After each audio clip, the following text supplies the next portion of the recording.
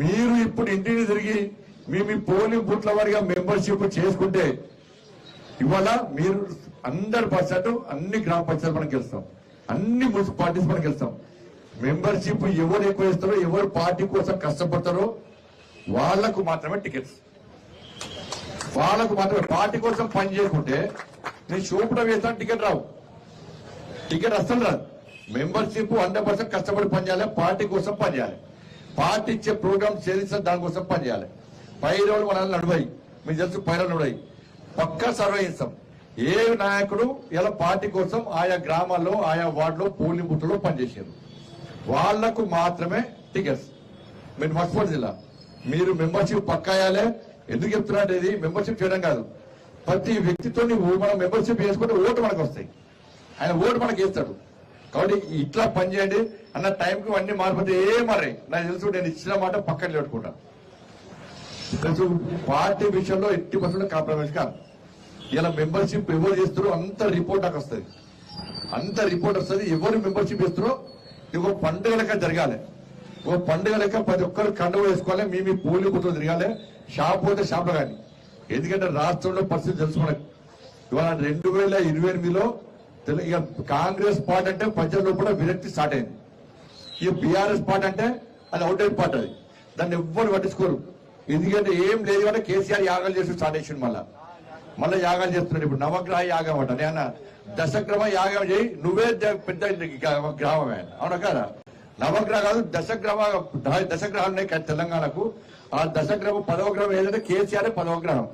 అందుకే కేసీఆర్ ఆ గ్రహం చేస్తే, ఆ యాగం చేస్తే మంచిది. ఇప్పుడు ఏంటంటే ఎవరి కోసం యాగం చేయాలి కేసీఆర్?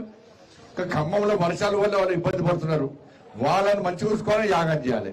హైదరాబాద్ లో నష్టపోతున్నారు, కరీంనగర్ లో నష్టపోతున్నారు. తెలంగాణ రాష్ట్రంలో వరదల వల్ల నష్టపోయిన రైతుల కోసం, ప్రజల కోసం యాగాలు చేయాలి. దాని గురించి కేసీఆర్ ఫామ్ హౌస్ ఉన్నాడు, ఇంతవరకు మాట్లాడలే. అంటే అప్పుడు మాట్లాడలే, ఇప్పుడు అసలే మాట్లాడాడు. ఆయన మళ్ళీ అధికారం రావడానికట, ఆయన ఎమ్మెల్యేని కాపాడుకోవడానికి ఇవాళ యాగాలు చేస్తున్నట్టే. ఒక్కసారి యాగాలు చేస్తే తెలంగాణ సరే పూజలు చేయాల్సిందే, పూజలు వ్యతిరేకం కాదు, కానీ ఏ పూజ చేసినా సమాజానికి మంచి ఉండాలి, అందరి గురించి మాట్లాడుకోవాలి. అదే వరదల ఫామ్ హౌస్ అన్నాడు, బిడ్డ బయలు నుంచి బయట రానే యాగం చేస్తాడు. ఇది తెలంగాణ సమాజం అవసరం. మళ్ళీ ఆయన ప్రజలు కూడా కదా రీఎంట్రీ అట, నీకు నో ఎంట్రీ బోర్డు ఎంట్రీ ప్రజలు, మళ్ళీ రీఎంట్రీ ఎక్కడ నీకు? ఇంకా పాలిటిక్స్ లో నో ఎంట్రీ బోర్డు తలిగేసి రాపండి, పార్టీకి నీకు తలిగేసి రాపా. కాబట్టి యాగాలతో మళ్ళీ ప్రజలు నమ్మించే ప్రయత్నం చేస్తున్నారు. బీఆర్ఎస్ పార్టీకి, కేసీఆర్ కుటుంబానికి పాలిటిక్స్ లో నో ఎంట్రీ బోర్డు తెలంగాణ రాష్ట్ర ప్రజలు రాసి పెట్టారు. కానీ కాంగ్రెస్ పార్టీ ఇచ్చిన హామీలు నెరవేర్చలే.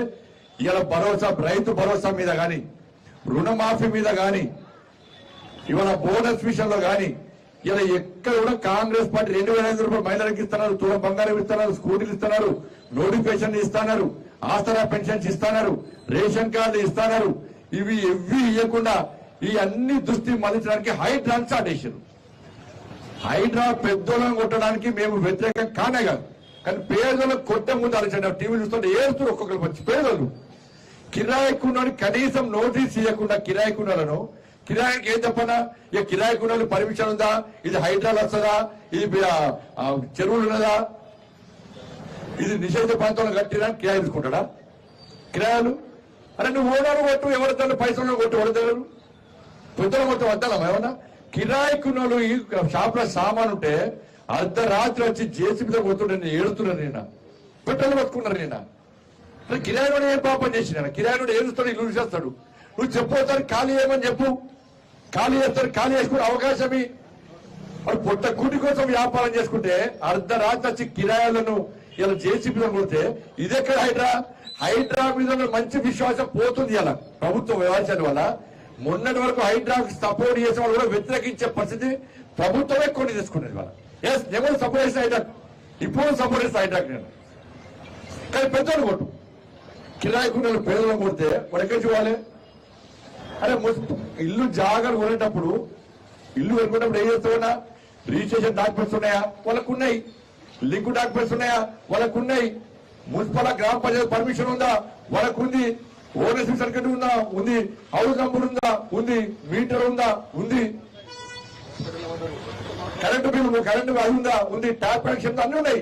బిల్లు కడుతున్నారు ప్రభుత్వం తీసుకుంటున్నారు పర్మిషన్ ఇచ్చిన ఏం చేయవు నువ్వు పెద్ద పెద్ద బిల్లు వేసి వెళ్ళిపోవు ఒక్కరిని ఊడబట్టి మొత్తం సినిమా చూపడుతున్నావు ఇలా పేదలకు కొట్టే పరిస్థితి వచ్చింది ఇవాళ కాబట్టి హైదరాబాద్ పేరు చెప్పి రుణమాఫీ గురించి మాట్లాడే పరిస్థితి లేదు ఇవాళ చర్చ లేదు ఇవాళ పేపర్ రాస్తావే టీవీ చూపోతావు ఇక రుణమాఫీ వేది రైతు భరోసా వేది అన్ని పడ్డాయి ఇవాళ దాని గురించి 6 గ్యారెంటీల మీద ప్రజల దృష్టి మళ్లించడానికి కూడా హైదరాబాద్ పేరుతో రాష్ట్ర ప్రభుత్వం డ్రామాలు ఆడుతున్నది ఈ విషయంలో తెలంగాణ రాష్ట్ర సమాజం ఆలోచించాలి ఆపదలున్న రైతులు ఆపదలు ప్రజలను ఆదుకోవాల్సిన బాధ్యత ఉంది యువకులు ఉద్యోగాలకి ఇబ్బంది పడుతున్నారు కాబట్టి అంత మొత్తం పబ్లిక్ ను ఏదో బ్లఫ్ చేయడానికి అలా కాంగ్రెస్ పార్టీ ప్రభుత్వం ప్రయత్నం చేస్తున్నది కాంగ్రెస్ పార్టీ ప్రజలకు వ్యతిరేకత ఉంది కాబట్టి ఇవాళ భారతీయ జనతా పార్టీ కార్యకర్తలుగా మనం పోయిన వెంటనే మెంబర్షిప్ చేయడానికి వాళ్ళు సిద్ధంగా ఉన్నారు పోవడమే మన పని చేయడానికి వాళ్ళు సిద్ధంగా ఉన్నారు కాబట్టి మీరందరూ దయచేసి ఆలోచించండి కార్యకర్తలంతా కూడా కరీంనగర్ పార్లమెంట్ లో ఒక ఛాలెంజ్ గా తీసుకొని మీరంతా ఒక జిద్దుగా తీసుకొని ఇలా సంకల్పం తీసుకొని మనం హైయెస్ట్ మెంబర్షిప్ చేయాల్సిందిగా మీ అందరికీ విజ్ఞప్తి చేస్తూ 3 days కోసం వచ్చే లిస్టు నేను చూస్తామట దానికి మళ్ళా మీతో మాట్లాడతామట నాతో ఫోన్ వచ్చే ప్రయత్నం చేసుకోకండి శబాష్ అని ఫోన్ రావాలి తప్ప మీరు మెంబర్షిప్ చేస్తలేని ఫోన్ వస్తే మీకే ఇబ్బంది మొన్న ఎన్నికలప్పుడు ఎట్లా కష్టపడి ప్రతి పోలింగ్ పుట్టిన వారిగా పనిచేసారో ఇప్పుడు కూడా కష్టపడి పనిచేయాలి మనకు 2 నెలల సమయం అవసరం లేదు 2 months మనకు అవసరం లేదు ఇలా డేట్ తీయాలా 9th ఇప్పుడు వినాయక నవరాత్రులు మనకు అవకాశం అది కూడా ఎప్పుడు కంప్లీట్ చేద్దాం మీరే చెప్పండి ఎప్పుడు